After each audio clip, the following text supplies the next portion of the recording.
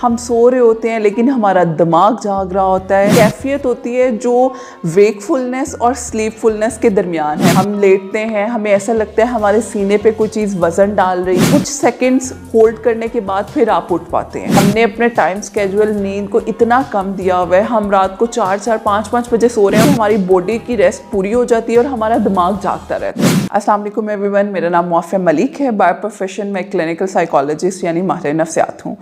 आज हम बहुत ही ज़बरदस्त टॉपिक पे बात करेंगे जो बहुत इम्पॉर्टेंट है। सोते वक्त हमारे सीने पे बहुत ज़्यादा वज़न महसूस होता है।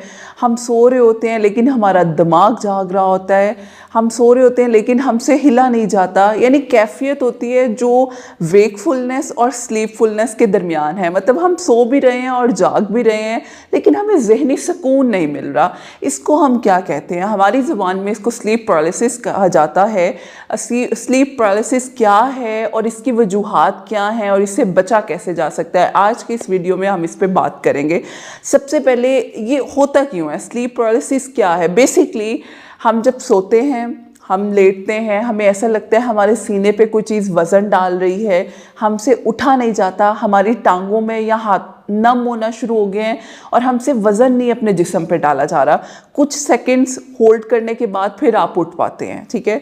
या इस तरह की कैफियत है कि आप बाज़ाहिर सो रहे हैं, आंखें आपकी बंद हैं लेकिन दिमाग आपका जाग रहा है और आपके पास कोई बैठा है, वो कॉन्वर्सेशन कर रहा है, आपको सब कुछ फील हो रहा होता है क्योंकि आपका जहन सुकून में नहीं है, जिसकी वजह से आपकी नींद पूरी नहीं होती और आप स्लीप पैरालिसिस का शिकार होना शुरू हो जाते हैं।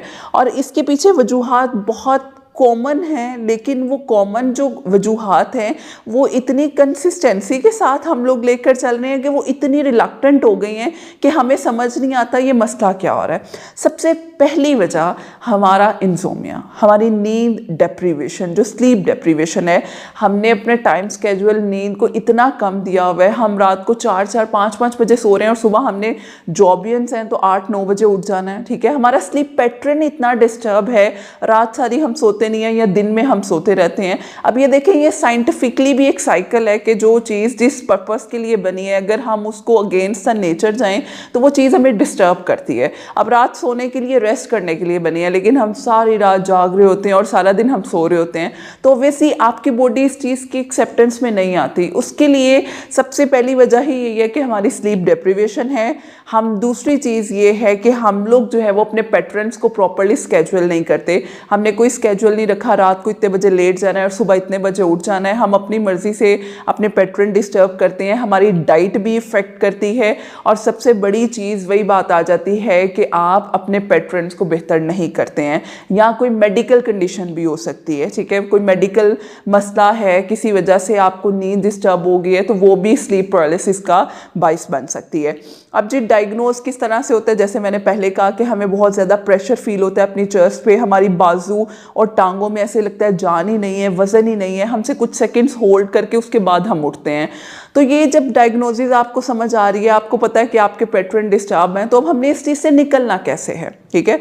सबसे आसान तरीका जो आप लोग अपने घरों में भी कर सकते हैं। देखें, अगर आप लोग किसी भी नई आदत को अपनाना चाहते हैं तो आप 2 हफ्ते, 15 से 20 दिन या स्पेशली 2 हफ्ते अगर आप रेगुलर करें ना, तो आपको उसका इफेक्ट आना शुरू हो जाता है। सबसे पहली चीज़, अपने स्लीप पैटर्न को बेहतर बनाएं। यानी आपने रात के सोने का टाइम फिक्स करें और सुबह उठने का टाइम फिक्स करें। कुछ भी हो जाए, बेशक रात को आप लेट सो रहे हैं लेकिन आपने सुबह उठना अपने टाइम पे, सबसे पहली चीज़ ये।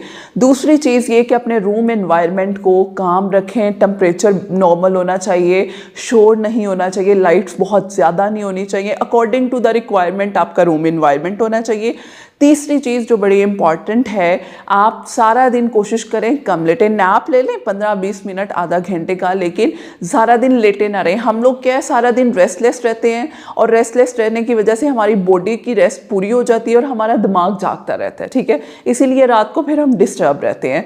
और उसके बाद चौथी चीज़, अपनी डेली लाइफ में एक हेल्दी एक्टिविटी यानी एक फिजिकल एक्टिविटी लाजमी रखें, जिसकी वजह से आपका माइंड भी थोड़ा सा हेल्दी, जिसको हम कहते हैं ना स्ट्रेस, हेल्दी स्ट्रेस के ज़रिए आपका माइंड थोड़ा थकता है तो आप रात को सुकून के लिए इजी होते हैं। उसके बावजूद अगर लेटते वक्त आपको प्रेशर फील होता है तो अपना एक हाथ स्टमक और एक हाथ बेली पे रख के स्ट्रेट आप लंबे और गहरे सांस ले सकते हैं, क्योंकि ये जो मेडिटेशन और ब्रीथिंग एक्सरसाइजेज हैं ये बहुत ज़्यादा हेल्पफुल हैं for the betterment of our sleep. ठीक है, तो आप इन हेल्दी टिप्स को करें। इसके बावजूद अगर आपकी स्लीप नहीं बेहतर हो रही तो आई वुड सजेस्ट यू कि आप कंसल्ट करें किसी प्रॉपर साइकोलॉजिस्ट या काउंसलर के साथ। अगर किसी मेडिकल इशू का मसला है तो उस इशू को पहले रिजॉल्व करें, ना कि नींद की गोलियां खाना शुरू करें। ये बहुत ज़्यादा ज़रूरी है।